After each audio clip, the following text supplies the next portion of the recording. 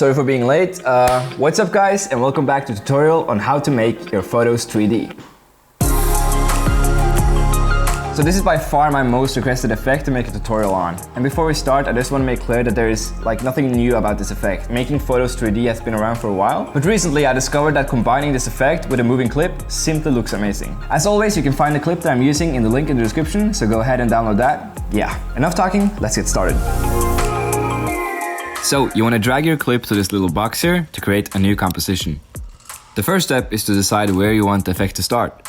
I want the effect to start when Tom here is up in the air. It looks cool and it's way easier to cut him out. Step 2 is to mask out objects that you want to move.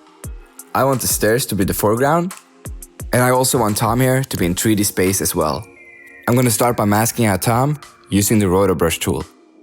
If you don't know how to use the roto brush tool, you can check out my sky replacement tutorial. I'll link it in the description.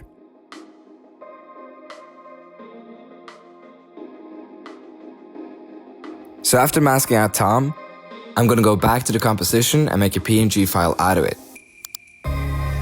Go to composition, save frame as, file, then save it as skater or Tom or whatever, yeah.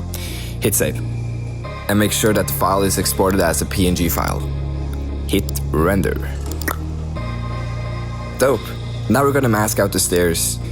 You wanna delete the roto brush effect from the clip. Just select the pen tool and start making a mask around it. The more accurate you make the mask, the better. I'm actually gonna keep this branch here just for details.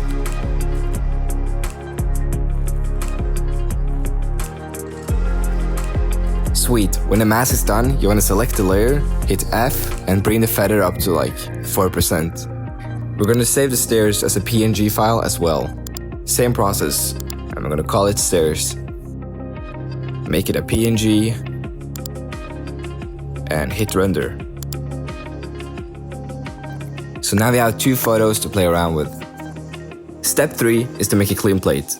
I'm gonna delete the mask from the stairs and select the clone stamp tool. I'm gonna start by removing Tom because he's the easiest to paint out.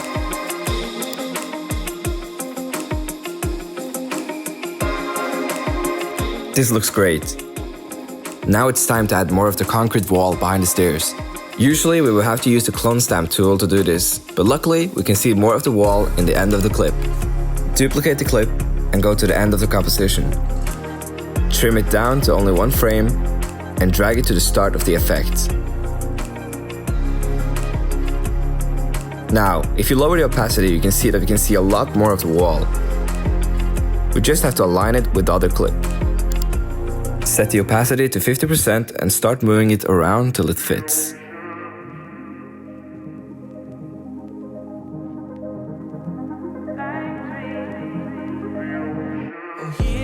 Okay, this is more than good enough.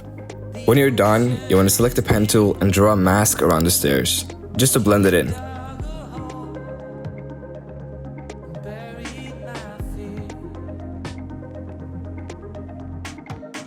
So we can see a lot more of the wall now. Select the layer and hit F to bring up the mask feather. Set it to 30. And as a final touch, I'm gonna remove this branch here with the clone stamp tool. You want to select both of the layers and hit pre-compose. Select the clone stamp and start painting out the branch.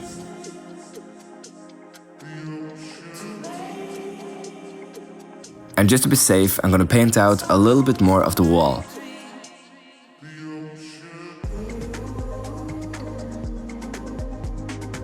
When you're done, go back to the composition and save this frame as clean plate.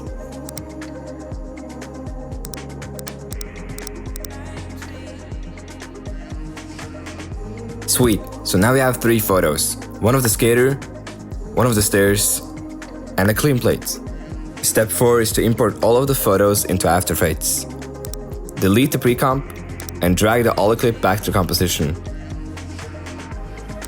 You want to select the photos and drag them down to the comp. Drag them to the start of the effect. The clean plate should be on the bottom and the stairs should be on the top.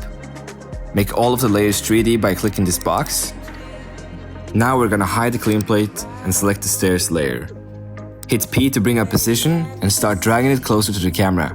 You can also write down the value. I want it to be around -2000. hit enter and then S to start scaling it down to its original size. You want to make sure that the edges of the composition flush with the edges of the layer. Like this. Okay, we're gonna select the skater layer and do the same thing. Hit P and set the value to -800. Scale it back to its original size. 85 should do it. The next step is to split the ollie clip and make the composition longer. Go to the composition settings and make it 7 seconds long. You can make it longer or shorter depending on your clip. Now, drag the clip to the end of the comp and then drag the photo layers to the beginning of the clip and make the clean plate visible again. It's time to make the animation. To do this, we're gonna go to Layer, New, and hit Camera. Make sure that the camera is on 50mm and press OK. You wanna select the camera layer and make a keyframe for the point of interest and position.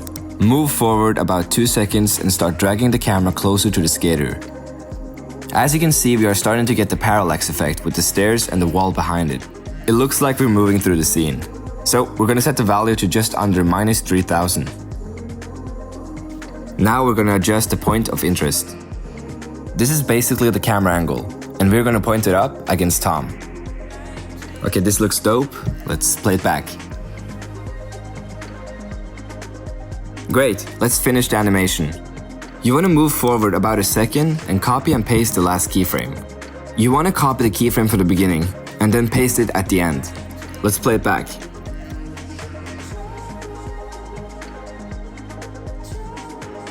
Okay, this looks dope, but the animation needs to be smoother. To do this, we're gonna select all of the keyframes, right-click and hit Easy Ease. Now it should look super smooth. Okay, so we're gonna add some random movement to the camera. Go to the point of interest, hold down Alt while clicking the stopwatch. Type in wiggle and 1.40. This will simulate that someone is holding the camera. Let's play it back again.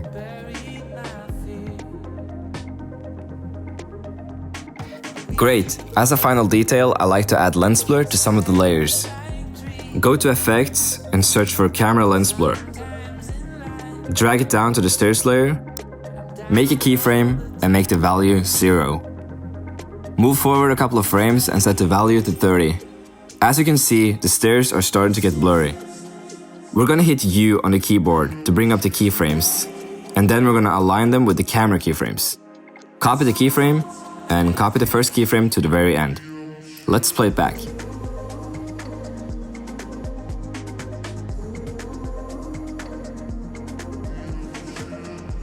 Dope. We're gonna do the same thing to the clean plate. Apply the camera lens blur, set the value to 0, and make a keyframe. Move forward to the other keyframes and write down 5. It's not much, but it really helps selling the effect. Copy the keyframe, and again, copy the first keyframe to the very end. The last and final step is to pre-compose all of the layers. Select them all, right-click, and hit pre-compose. We're gonna hit S and scale the clip up to 104, just to get rid of the edges. Let's play it back. Okay, this looks insane. And if you want to get fancy, you can also double click on the layer and add motion blur, just like this. Okay, let's play it back again.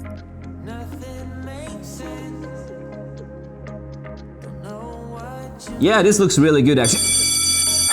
That's the bell, you know what that means. So that was all we had time for today. If you liked this video and had a good time, please give this video a thumbs up and subscribe to my channel. And yeah, and please comment down below on what type of tutorial you want to see next. Stay tuned and I'll see you guys soon.